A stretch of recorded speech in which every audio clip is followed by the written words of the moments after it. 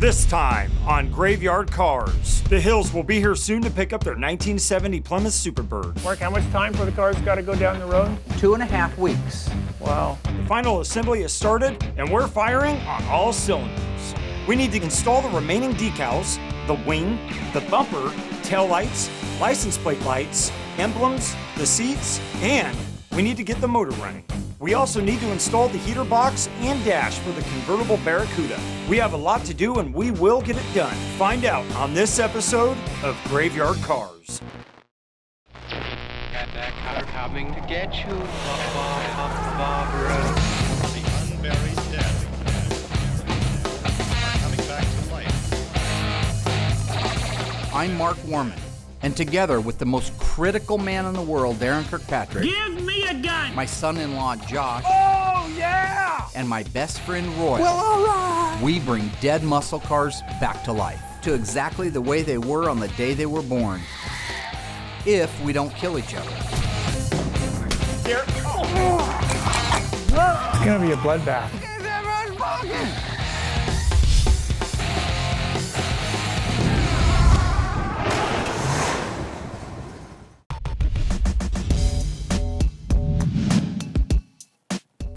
Hi, Mark. Happy with yourself? Well, things are going okay out in the shop. Guess who called me? Mike from AMD called. Oh, Wanted to yeah, let I me remember. know that one of the parts that I ordered a few weeks ago is on back order.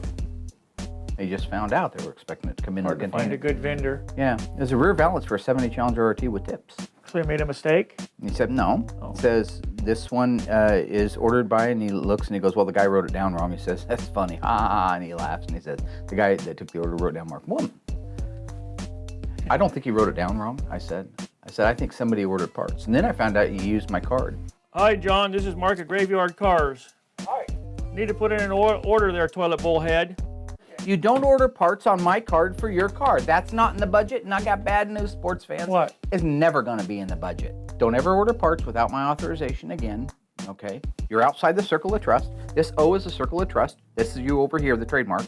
You're way down here in the corner. Now, why don't you take your bug eyes, your 2 little Woodstock marks between them, your 3 eyebrows, the 4 sparse ones on the left side, your bird ears, your bird lips, and the creamsicle mustache and beard, the weird receding hairline, the wire brush hair, and the crow's feet coming off the side of your face, and you need to go out there and do something that makes me money instead of something that costs me money.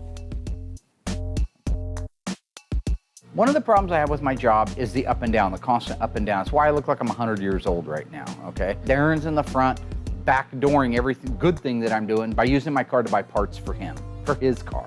So I gotta go up, find out, cancel the order, chastise him for using my card when he shouldn't be, to go back out in the shop and find out that the aforementioned beautiful vinyl top now has to get rolled back up because it's misshapen around the back plug area. So what we got going on today is our line on our plug to our factory roof got left a little too sharp, and it was not very attractive looking once the vinyl top was laid down, so we're peeled the top up, hit it with some 80 grit, cut her down, smooth it up, make it look a lot closer to what was supposed to be, and start over. At Creative Industries, they took a metal plug, they put it in the back window area, they welded it up, they bonded it, and they put a vinyl top over it. So how much did they sand? How much of the style lines did they try to get out of it with Bondo? Did they care that it had a ridge in it? The nice thing about having guys like Tony D'Agostino as a friend and Mike Hill, who has the other Superbird that's already done, is I could call those guys and get pictures. Tony's got a B5 Blue Survivor car that had excellent photos showing what the back window area should be shaped like. And it's hard to argue with being an original paint car, but at the same time, it's 40 some years old and that Bondo shrinks back. So you kind of got to use, again, a little bit of common sense. What would that have looked like, that actual area under the vinyl top, if that Bondo was standing up tall like it was brand new again? Hi, Brian. Hey, Daren, Brian, how is you that doing? right? Brian, yes.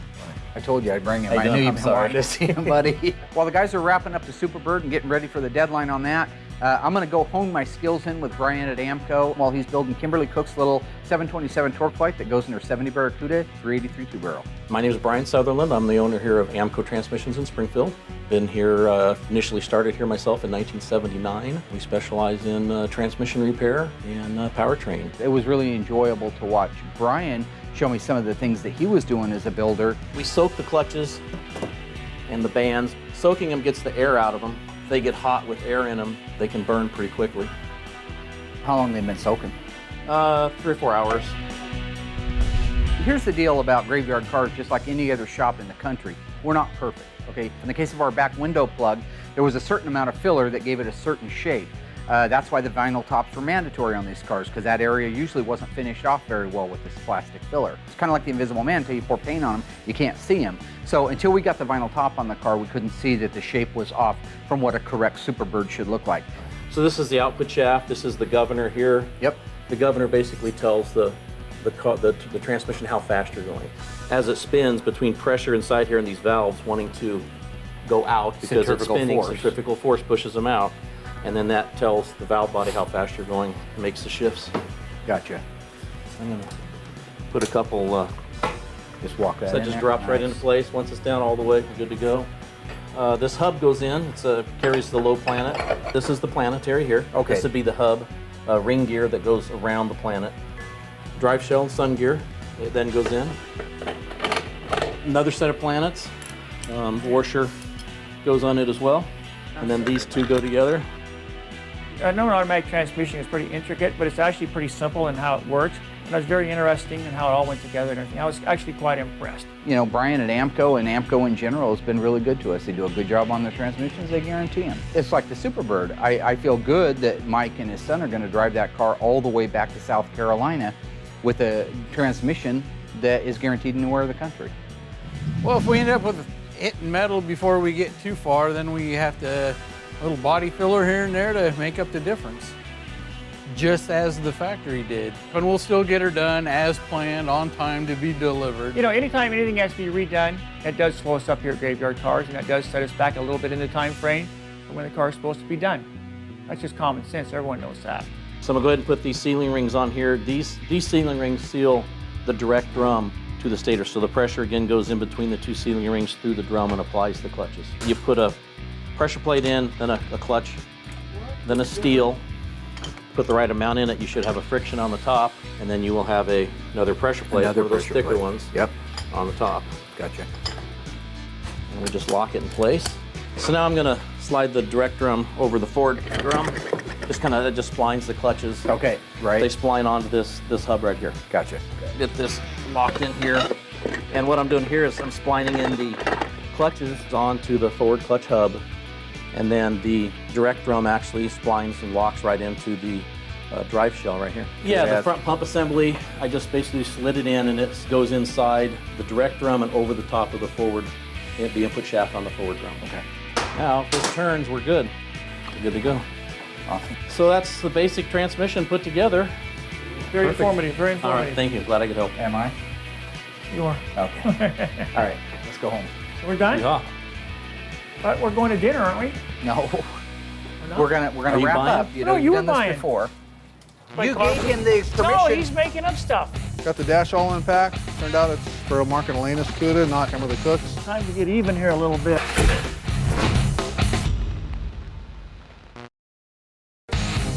Now that things are finally cleared up with Daren and the Superbird back window plug issue is fixed, our transmission is back from AMCO for the 383 two-barrel, we can focus on some of the decals and installing the iconic Superbird wing.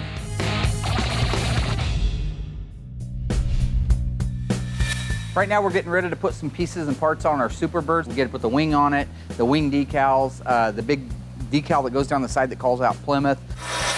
Mark, how much time for the car's got to go down the road? 2.5 weeks. No, really, how long? 2.5 weeks. Wow. Mark and the client, they always set these deadlines. A lot of times they're pretty hard to meet. We couldn't set this one back because the people had already bought their plane tickets. They were going to be on a certain date.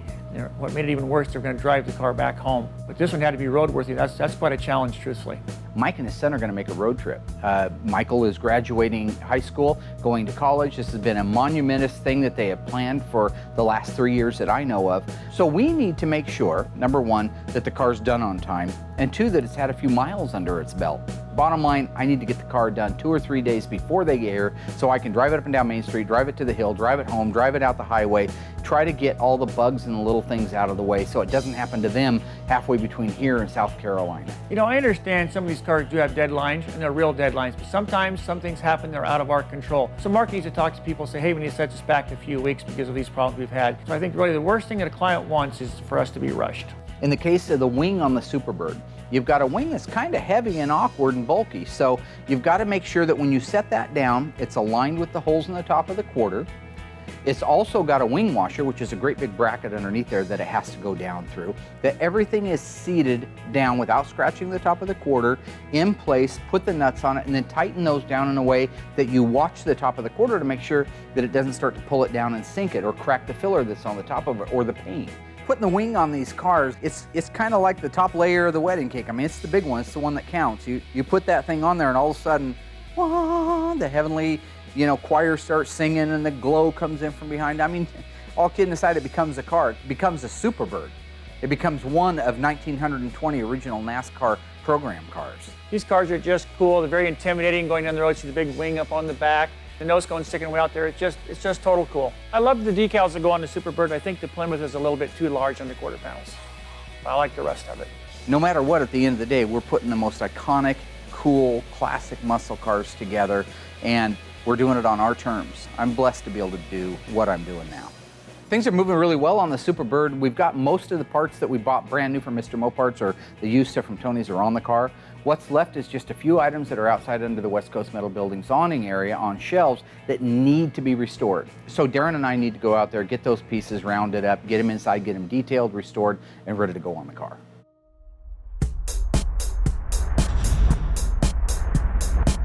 So I want to clean this shelf off here, and I only want stuff back up on this shelf that we're going to be cleaning tonight or tomorrow or the next day and putting on the Bird. Rear bumper's already inside and been re-chromed, and the tail lights are getting ready to go in. We want to put the decals on tomorrow so we can get that part done. There's still things like side markers, headlight rings, and some smaller parts that we need to get in and get them polished and get them ready to go on the car. They're not marked. Little nuts. Well, how do you know we're not going to need them? Because you don't know what they are. You don't know what they are. Right now, with the move that we're in the middle of, being halfway between 1820 Main and 3654 Catherine, things are just a little bit askew. This move is a big deal. We have a lot of cars and a lot of parts to move. It is a struggle trying to find the parts for these cars when they may be here, or they may be there, or somewhere in between.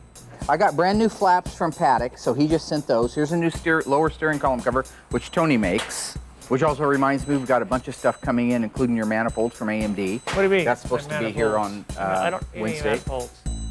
You know, over the years, I haven't had too much trouble with the HP exhaust manifolds, but wouldn't you know, on this car, on this engine, we went through one set with a crack. We get another one, get it all cleaned up, find the exact same one there. It's cracked. Have one setting out in the bin, I look at it, it's got a crack in the same spot too. I'm a believer in serendipity. You've got 3 manifolds that are cracked. There's not another one on the place except in a twist of irony, or serendipity if you will. Daren's car happened to have one on it. Daren's original exhaust manifold. Looks great. Nice. So that's why I borrowed. I will return it when the new ones come in from AMD. What do you mean, Mark? My manifold's from AMD. I kind of slipped it up, but that's the problem. See, he's masterful. So he gets me talking BS and not thinking about things, and I just rattle something off. And that's why, children, you should never lie. The exhaust Where's my manifold now? Your manifold is on Kimberly's engine. Maybe we need to take it off Kimberly's engine, but a new one on. You should try that. You should gave Josh permission to take the manifold off. No, you can't believe anything Josh said. Mark doesn't respect me or my car. Again, he's taking parts off the car when it's supposed to be over Josh's for safekeeping. Not only is he a big fat liar, but Josh is a thief also. How many are gone? 1 or 2? 1. We only needed 1, but I'm buying you 2. So what you should say is thank you. I don't think Daren was upset. I mean, I think things happen, and we all get a little bit wound up. But I mean, I think he handled it pretty good, considering, we borrowed another part off this car. But it was borrowed. It wasn't stolen. That's where I want to make sure everybody understands. There's a big difference between the two. Okay? Borrow, you pay back someday. I'm going. I've had enough. You know, I come in early. I'm the first one here. I'm the last one to leave. I work Sundays, Saturdays, holidays, weekends. I work all the time. And what does Mark in return? He steals parts off my car some more. In 1970, what was the horsepower rating on the 383 two-barrel? Was it 230, 275, or 290? The answer coming up after the break. So what horsepower did the 383 two-barrel produce in 1970? The answer is 290. The 318 two-barrel produced 230 horsepower. The 340 four-barrel produced 275 horsepower, leaving the 383 two-barrel producing 290 horsepower. Visit graveyardcars.com to learn more. We're making some really great headway on the 70 Superbird. Now that the wing and some of the decals are installed, we can move on to the other tasks such as installing the dash in the Cook's 1970 Barracuda convertible. If Daren's temper tantrums don't throw a monkey in the wrench.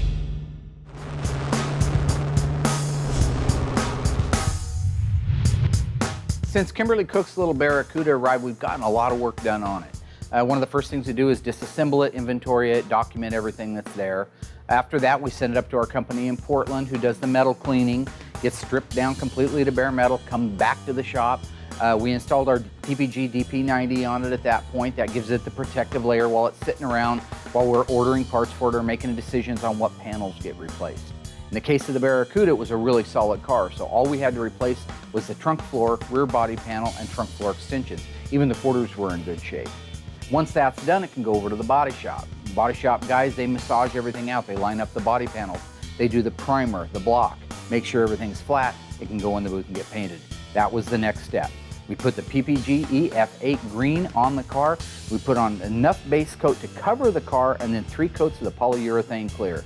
After that, it can get wet sanded and buffed. That's the stage we're at right now. Meanwhile, while we've done all that work, we've got the engine and the transmission completely rebuilt and detailed to OEM specs. The rear suspension was completely rebuilt and detailed to OEM specs. They were married together on the K-member and are ready to install in the car. The only thing we've done since then is Royal and Daren have located, disassembled, and started to do the cleanup work on the convertible top mechanism. Right now, Josh and I are going to put the new heater box in from Classic Auto Air in the Cook's Barracuda. Okay. Get that end. Ah, looky there. It's got bolts on it. This is the second one we've gotten from Classic Auto Air. They do nice work. Nice. It even comes with that pad on it. Nice. That's how that pad goes. Good. This will be a nice little break from Daren hounding me about driving my Jeep. Mark is a fat mouth and a cheat. You know, he's just a backstabber. Him and Royal both are backstabbers. You know, I was pretty down the dumps when I found out Mark had taken my manifold and our manifolds. So I needed something to cheer me up. And guess what? There's that Royal Jeep with the keys in it. So I decided I'd just take a Jeep for a little joyride. I didn't think he'd ever find out about it, truthfully. Might as well take it for the ride I never got, the drive I never got to do. This whole thing about driving Royal's Jeep started out very innocent. He got the Jeep, he's all happy about it. You know, Josh loves Jeeps. I've never had a Jeep or anything like that. So I just asked Royal, hey Royal, can I drive your Jeep? And I thought, yeah, he'd say, here are the keys, take it for a little spin or whatever. He goes, no. What's the big deal, Royal? Anyway, so I got upset about it because he wouldn't let me drive that Jeep. You know, it's a total, the frame is diamond shaped, you know, it's all full of Bondo and mud, the paint doesn't match, nothing lines up with the sheet metal. I couldn't hurt the thing even if I rolled it over. So those two backstabbed me. Time to get even here a little bit. What's the big deal? It's just a beat up old Jeep. I think it's because Daren wants his way all the time. Whoa, that thing, look at that thing, a gas pedal in this thing. This thing is junk.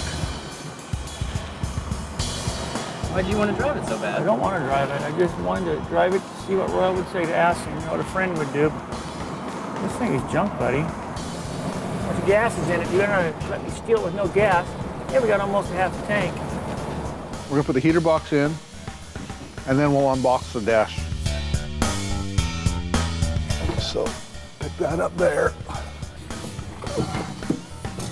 We're close. Weird. Hey, Royal, can you push in your left side a little more? There you go. I think that's that's it for the heater box. We're up tight, there. Now that we got the heater box installed, I can put the dash in. It's like a coffin for Mark. I'm anxious to see what this one looks like. They all look good from Instrument Specialties. Yeah, they do, man. They're like always shiny. If I give them to Mark, would that be feeding the elephant?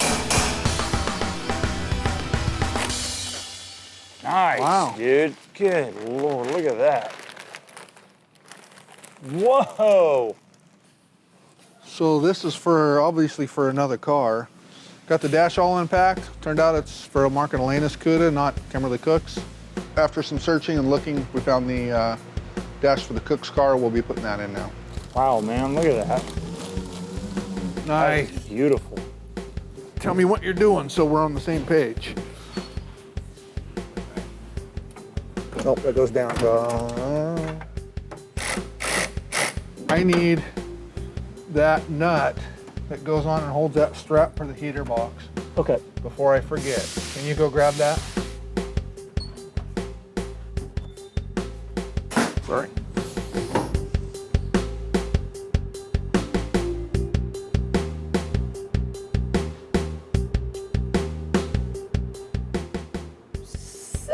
Hey, how's it going, dude? Good, man, how are you? Oh, not much, just cutting. What you up to? Lunch? Nah, just grabbing some parts for Royal. We just got this dash installed, so. So the production guys got some new computers, and to be honest, I'm a little jealous. Dude, these are sweet. Yeah, I am loving them. Oh yeah, video games. I think Nicole may have left that up, or Sam, or somebody. Looks like I walked in at the right time, huh? Yeah. Ah, give it a shot if you want to. I think I'm gonna do that. Oh. I want to do this whole thing by myself. Putting the wing on this car, you know, it capitalizes the fact that it's a super bird. If all goes well, we'll be able to fire it up here shortly and have the old bird running for the first time in 40 years. Hi, I'm Doug Farmer. I'm with Big Ass Fans, and we're here today to help Mark and the guys from Graveyard Carz solve their air movement problems and lighting problems. The foils were designed after an airplane wing, and that's the reason we can move so much air. The fans are easy to install. It takes about an hour to install one. There's redundant safety feature built into every part of every fan. They work equally well in the winter as they do in the summer. Since we were in the industrial market with our fans, we saw the need for lighting in these industrial areas, and that's where we came up with our LED fixture, especially to replace high bay metal halide lights that give off a lot of heat. The LED lights are much more efficient, and the light doesn't degrade. These fans and these lights are the perfect solution for his problem here, which was a dark building and stagnant air. His employees are going to be comfortable, and he's going to see a dramatic savings in heat in the wintertime.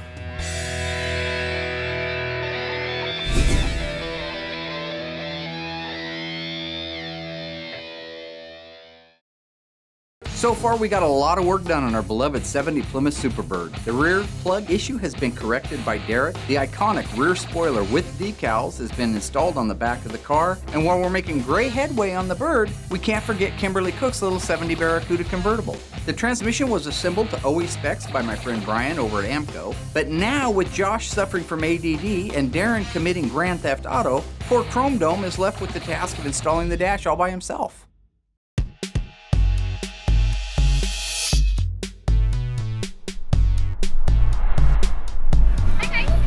How are you? Are you gonna give us free drinks today? Lots of whipped cream, please. All right, buddy, here we go. Got some Dutch Brothers. I got Royal's Jeep, it's a sunny day. I got a few dollars in my pocket. Gas in the tank. You know, Mark is a thief. You know how to tell when Mark is lying? His lips are moving. Royal, one of the States guys are just like this, two little peas in a pod. They're both the same. They're both backstabbers. They're both thieves. They're both liars, steals, and cheats. And now Josh is in on it now. They've corrupted Josh. This is actually a really fun game, even though I'm getting demolished.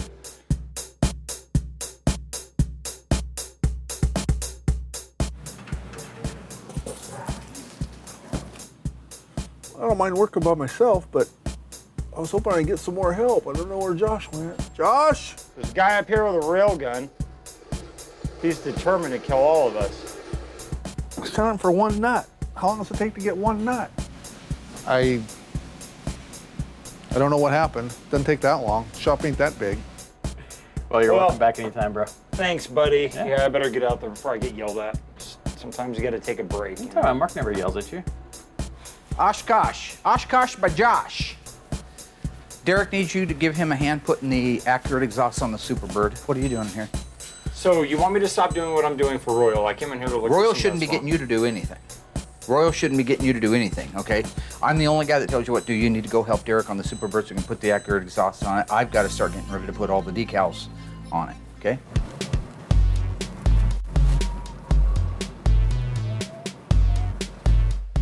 Oh, hey, Royal. What are you doing, Daren? How you doing? What are you doing? Oh, I drove your Jeep. You run all the gas out of it?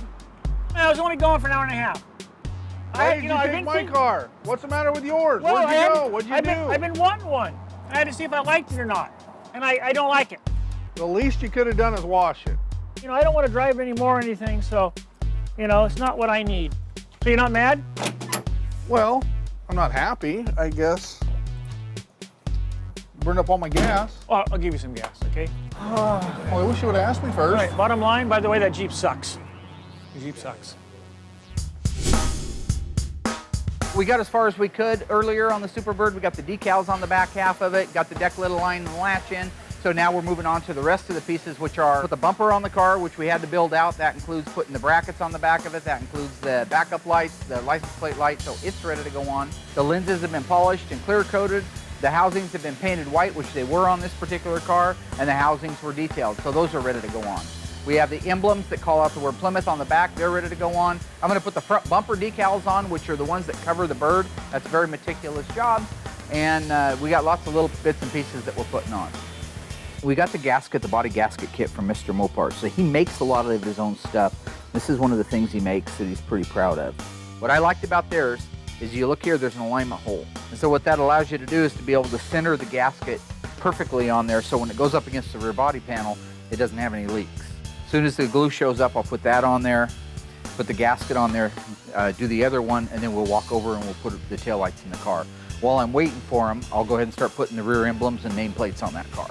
So these are the first emblems I actually ordered. I didn't realize that Auto Metal Direct had these. So they're authorized by Chrysler, and they're a nice quality. And if you look, they're a good little letter. You see that the recess down in the very lower spot here is black, like it's supposed to be, and a nice chrome finish around the outer edge. This makes it a really nice little emblem. You know, the last set that we put on actually on our 70 Roadrunner, the purple one, you remember that car? Those didn't fit very well at all. And the edges of the chrome were real jagged, like from the sand casting.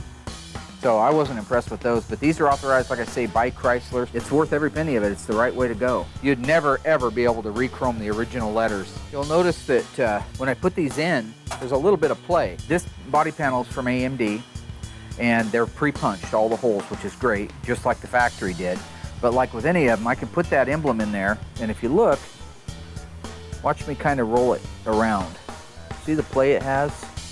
So what I'll do is I'll get all of them started, and then I'll tighten them down as I go along and make sure that they're all level.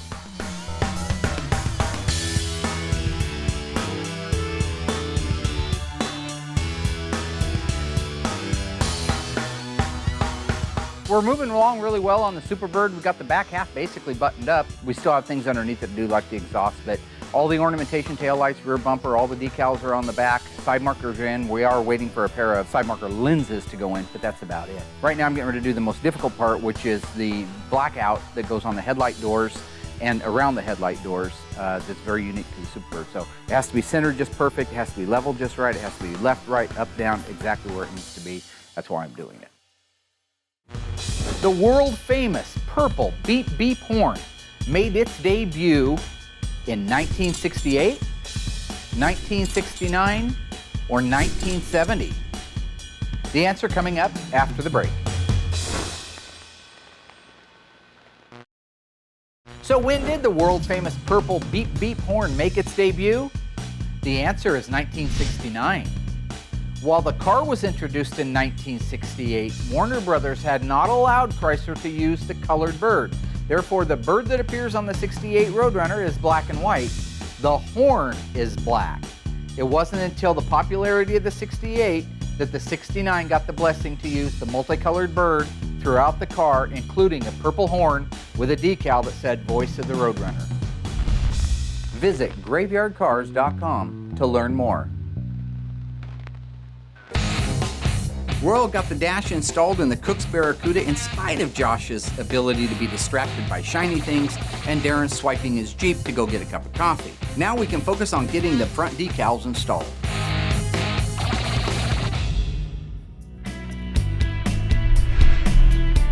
Look at it this way.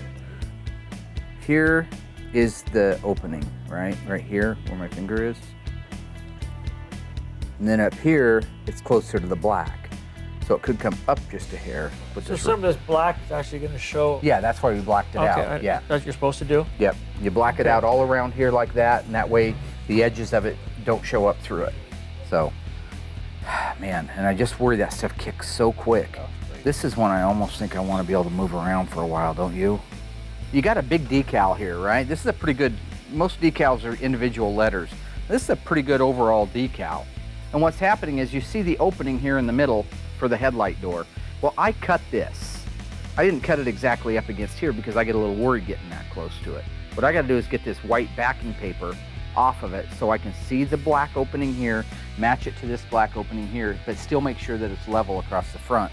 So if I put it on and everything looks great, and I stand back and I say, oh no, it's a little bit crooked, and this product here is a really quick product. It dries off really fast. It's beautiful, like you saw when I did the Superbird decals on the back. It's instant. I mean, 3 squeegee passes, beautiful. But something like this, I want to be able to massage it and move it around. So I'm going to make up my own solution of soapy water, which just buys me more time. It takes longer to dry, but I got a lot more time to work with it. All right, now at least can see through the crazy thing, so let's see what we got. All righty, here we go. Whatever you, I think, can match your other one to it, nobody will know the difference. Right? Mm-hmm. I think as long as they're put together and they match each other, the most important thing is being symmetrical and matching. Speaking of matching, is that manifold date coded I'm getting from you?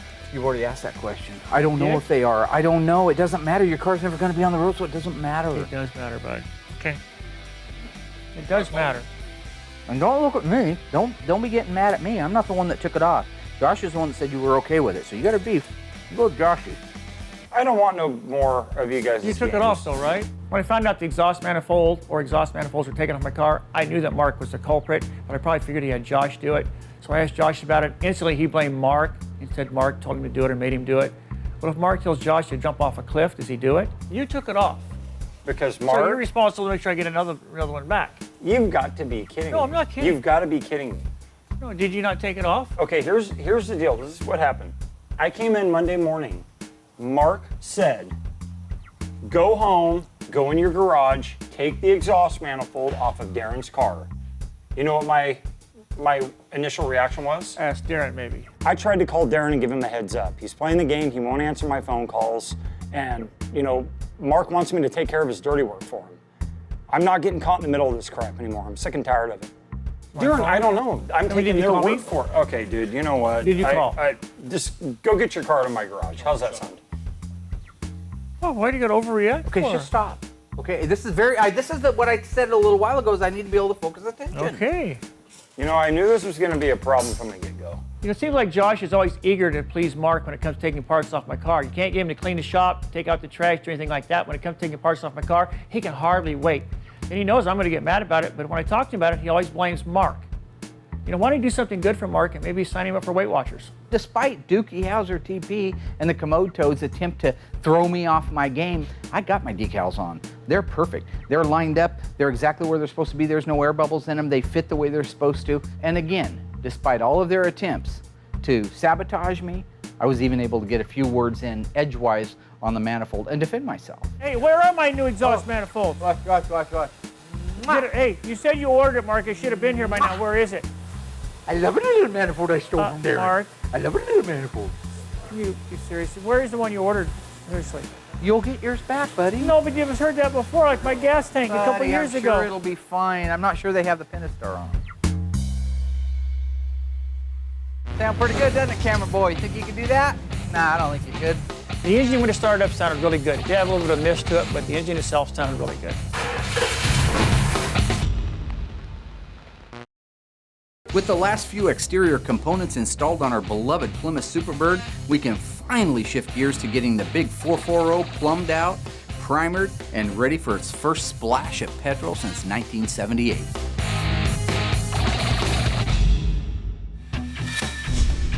I always enjoy the last stages of a build, so like the interior. It's cool because everybody comes together as a group. You know, like in this case, we're putting the interior door trim panels on, both the quarters and the front doors, that armrest, the window cranks, the back seat. I mean, that's guys in kind of a confined area that have to get along in spite of the fact that they love to fight.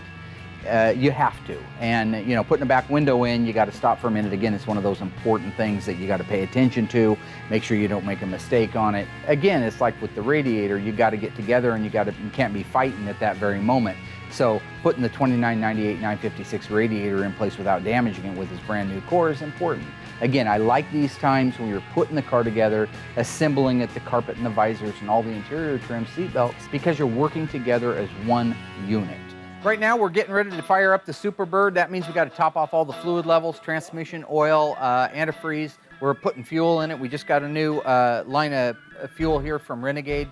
Going to give it a try. It's 98 octane, so hopefully the engine runs like it should back in 1970. If all goes well, we'll be able to fire it up here shortly and have the old bird running for the first time in probably 40 years. The 98 octane Renegade fuel for the 70 Superbird. You couldn't have got us some good gas? That is good gas. Unleaded. We put hard seats in the car. What am I using my lawnmower? It doesn't take unleaded. You're not getting any free fuel for your car, or for your lawnmower, for anything else. My motorcycle, take this and use leaded. Why don't you just keep doing what you're good at, Nancy? I was giving Daren a little bit of crap about how he was running the pump. He seemed experienced at it. You know, it don't matter. I mean, I'm not insinuating anything. It's just, I'm just saying, I guess, for the record, that he's the official gas pumper around here, if you know what I'm saying. I mean, he was at that thing for like an hour. You know, Mark just likes to make fun of people whenever he can. That's what he did to me earlier when I just tried to put some gas in the car. Nothing wrong with just pumping the thing, put some gas in it, right? That's what's got to be done by somebody. Just had to be me. You screwball bastard. You told me to take it off, and then when I started to take it off, you said I'm going to make a mess. Oh, Mark. No, just do what you want, buddy. Well, the hose over here with the fuel, that's the kind of thing that's going to kill somebody. Huh. Why don't you just empty that into the cup? Okay. I know you're really smart. No, didn't want too much fuel, but... You're the one making a mess. Boy, look at that. That's some clear fuel. He's gonna get what have you done? Well, I got to stop. It's overflowing. What do you want me to do? Crazy, you son of a bitch. This is flammable stuff. Daren doesn't take the time to realize, I mean, he doesn't think that all he had to do was put his finger over it. But it just kept pumping into this cup, and the cup went over the top, and then a Gregorian chant starts in the background. There's flames, and it's like something from The Omen. That's the clearest fuel, though, I've ever seen. It's like water. Usually it's got a red tint or something to it, doesn't it? It's got that yellow, that amber look, I thought. This is clear. It's like gin. Yeah, it was pretty clear. It looks like moonshine. Probably tastes like it, too. Big 440 says feed me. You did connect the fuel line, right? Yes, I did. Derek did the rear, I did the front. First thing Mark asked me was the fuel line. Asked me 3 times. I told him yes 3 times. Because I missed that a couple of times in the past. He's still rubbing it in my face. Yeah, I'm sorry, okay? 3 times in a row, the last 3 builds, Royals left that damn intake fuel line off. 3 times in a row, we got gas puking all over the ground. 3 times. That's not an accident. 1's an accident, 2's a mistake, 3 it's intentional or you're stupid. Commit 3 felonies and see what happens. And you connected it on both ends of the hose. And this is the 3rd time. So it goes up to the fuel vapor separator, and it's connected there, and the line itself. Yep, okay. Hit it. Great. Oh, hit it again. Fire no. Hit your starter.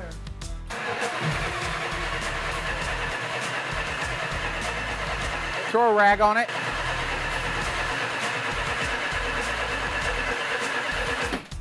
Okay, let's just real quick to be sure. I think it's really retarded right now, but let's just double check the firing order to be sure. I kind of could tell when I tried to crank it off in the beginning that the timing was backed off because that's why it was sneezing up through the carburetor and caught fire.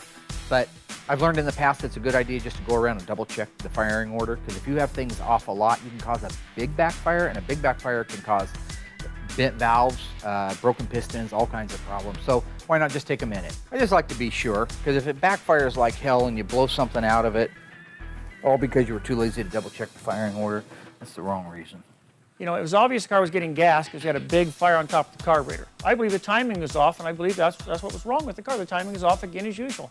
Here at Graveyard Carz, it really is reality when you go to start these engines up. Things happen. Things have been forgotten to do. Royal doesn't hook the coil wires up.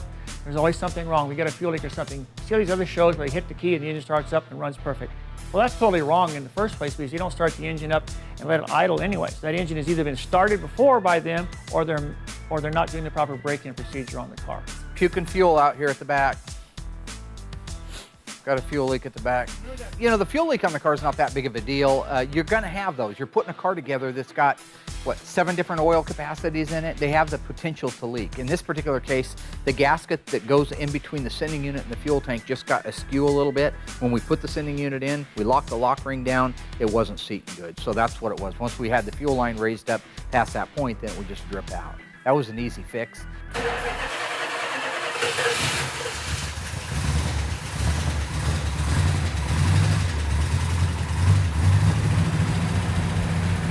This went like clockwork. Top off the transmission, top off the engine oil, top off the antifreeze, set the timing, hit the key, magic. When Mark got it started, it sounded really nice. I couldn't even hear it. I was in the other room. I couldn't hear it when it started.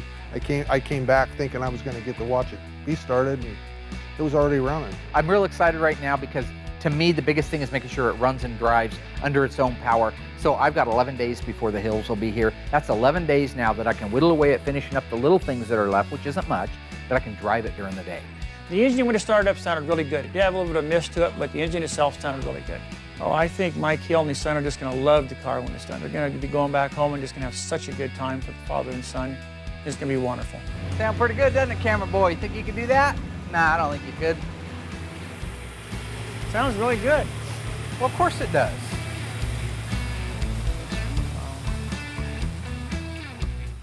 See, because you can see my dance. That was a dance I'd actually been working on for quite a while. Get out in a rhythm or beat. Don't hurt yourself. Easy. Stop, what do you do that for? Somebody just... It bursts out of me like Tourette's. Do you remember last time when Mike Hill was here, you told him you were going to be in really good shape? Yeah. Didn't work out. Did you just eat too much, or what's the deal, do you think? You know, the Superbird's getting really close now. This is, again, one of the funnest parts of it. It runs phenomenal. The 440, I built it myself, of course it would. It runs better than a lot of them on the initial fire up, so I'm really excited about that. I'm really excited at the idea that we're so close to being able to fulfill this dream, this man's dream he's had, to be able to have a father and son road trip back across the country in 1970 Plymouth Superbird that we restored. But I'm not going to break out the champagne. It's not time. We haven't crossed the finish line. We have not seen the taillights down the road. When the taillights are down the road, I'll break open the champagne. I'll do one of my famous dances that have begun to go viral all over the place, probably because of some of my fluid moves. I've got some new stuff I'm doing too, fusing some new stuff together, a little bit of jazz, rap, a couple of prison moves I saw in a movie. We are one step closer to getting the 1970 Superbird done and back to the hills. But first, Mark needs a hand from his Mo partner in crime, Tony D'Agostino. Tony wants to help Mark get more organized with his parts and make the transition to the new building easier. But Mark wants to put Tony to work. It might be too difficult when all they want to do is one-up each other with Mopar knowledge. Does Tony become more of a distraction to Mark or inspire him to get better? Will the Superbird have a successful first flight? Find out on the next episode of Graveyard Carz.